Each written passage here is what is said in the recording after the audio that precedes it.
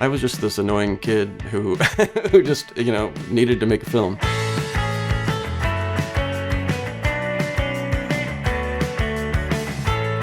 I was living in Bellingham. I was 19, and I saw Drugstore Cowboy, the film by Gus Van Sant. I moved here because of that movie. There was something about the look of the film and the city that it was filmed in.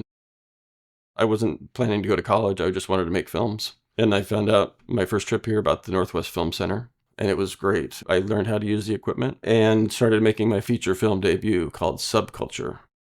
That film got me out there, and I played it at the Clinton Street Theater, and my parents came, and they loved it.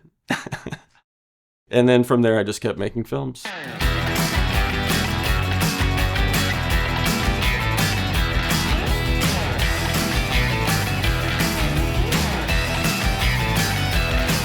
Eventually, it became digital and way easier to make on an even lower budget. And I made my movie Film Geek. I'm looking for a movie, but I can't think of the name. I think it's got the word heaven in the title. Far From Heaven, Days of Heaven, Gates of Heaven, Heaven's Gate. Heaven Can Wait, 1943, directed by Ernst Lubitsch. Ironically, it was made for about $3,000. And that movie got into Tribeca and played at major festivals, and I've continued to be a very low-budget filmmaker ever since, and this new picture is no exception. I've always been a sleepwalker. It took my parents a few years to catch on. My mom and dad think I don't know. They're gonna get divorced. This is fortuitous in that my friend Chelsea Cain, the novelist, I have published 12 or 13 books. 7 of them are thrillers. She and I went to high school together, actually, for a short bit up in Bellingham, Washington. He sat behind me in Western Civ junior year of high school. She wrote a script, a horror script, and she wrote it for my daughter. These are my woods. This is my dog.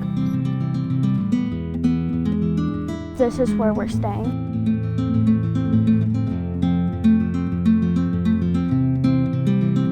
Do you ever get the feeling your parents are trying to kill you? What? She's always got this very deadpan expression and is clearly just, the camera loves her. She's got a lot of screen presence, that one, and Chelsea saw that. I came up with this scheme that I would write this movie for his daughter to star in, and then he would have to direct it, and he fell for it hook, line, and sinker. We agreed to do it and put it together with myself and Cleo's mom, and Cleo playing this family. The Bend is about this family who goes to their vacation house in Central Oregon, and their daughter sleepwalks into the woods and then comes back and things get weird. Cleo likes to say ghosty things start to happen, which is true.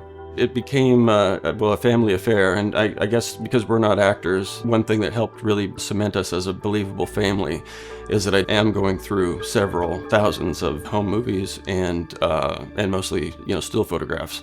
And, it adds production value to a otherwise very low-budget film. It takes place, basically in one location. So, it was doable.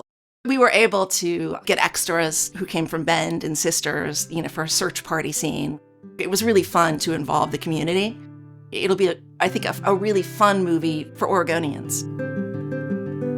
When I was younger, I was so obsessed with making films and getting them into big festivals and having them play in theaters.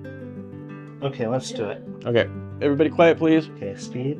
And action, Tom. Having played at Tribeca and a couple other big festivals, it was a blast, but it's exhausting, and I'm older now. Cute. All right, good. All right, cool. I just want to make good stuff and get it out there, but not stress about it,